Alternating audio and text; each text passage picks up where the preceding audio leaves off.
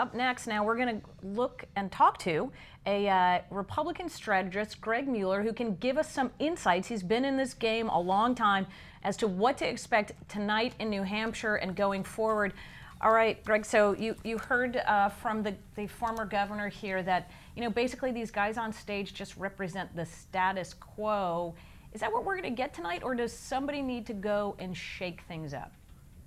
Well, I don't think we're going to get the status quo. The status quo in Washington right now is living in a dream world. It's basically Obama and his Democrat colleagues who over the weekend were bragging about what a great economy we have, and we're recovering again. I think Debbie Wasserman Schultz got herself into some hot water and looks out of touch. But no, first of all, I think Gary Johnson should be in the debate. He was an elected governor of New Mexico. There's no reason he shouldn't be in that debate. In fact, I think it's good for the party right now to have a rigorous debate.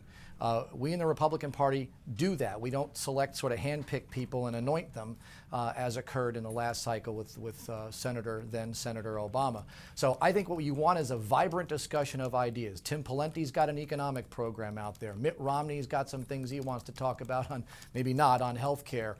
He was talking climate change last week. I'm sure he's got his own economic program. So I think what you want right now is a robust debate, but I don't think it's going to be status quo. I'm sort of against the conventional wisdom in Washington. I actually think we have a pretty good field of candidates with some fresh ideas and thinking that the country's ready for. Well, let's handicap it. Mitt Romney is the front runner in most of the polls. Do you accept that conventional wisdom, or do you see someone else emerging as the more likely nominee? I think right now Mitt Romney is the de facto front runner. I don't think he is the strongest front runner the Republican Party has had in some time. In fact, I can't think of a weaker front runner, quite frankly. I think he doesn't have a very loyal base. He's sort of winning a popularity contest right now, and that's good. What I'm concerned about with Romney is he seems to be moving a little bit to the center left. He talked about climate change last week. We obviously know this new version of Obamacare that Governor Pawlenty has coined. These are things that are sort of a political albatross a little bit around his neck. So I'm looking for him to be sort of that conservative that ran in the last cycle, but the jury is still out on that. I think the other candidates, look, if Sarah Palin gets in this thing, it sort of shakes up the whole race. Somebody is going to emerge. I think Governor Pawlenty has a heck of a record. He was actually a conservative governor in a liberal state. Romney often makes excuses for having to govern in a liberal state. Well, Governor Pawlenty actually governed as a conservative in a liberal state. I think the field is Michelle Bachmann is going to be very, very strong. People will underestimate her, especially in Iowa. And people talk about her doing well in Iowa. Well, I actually think her sort of populist message, as would Sarah Palin's if she gets in, could resonate in a state like New Hampshire. But somebody, Rick and Amy, is going to emerge. It always happens this way. Romney's sort of the de facto front runner. I think his loyalty factor is very thin. Pawlenty's positioned himself as the conservative alternatives. Others are going to try and do that starting tonight.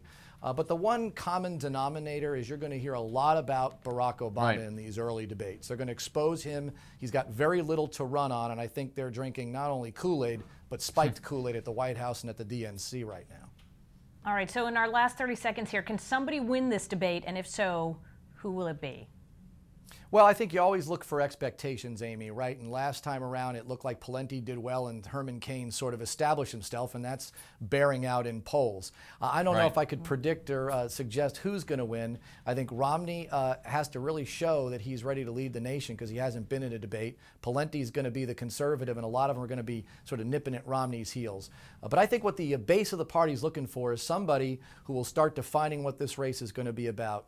European socialism, big government versus constitutional limited government. And I think people are looking for more than just this policy or that policy. They want to define and they want a vision for the country that gets us back to defining the differences between the parties.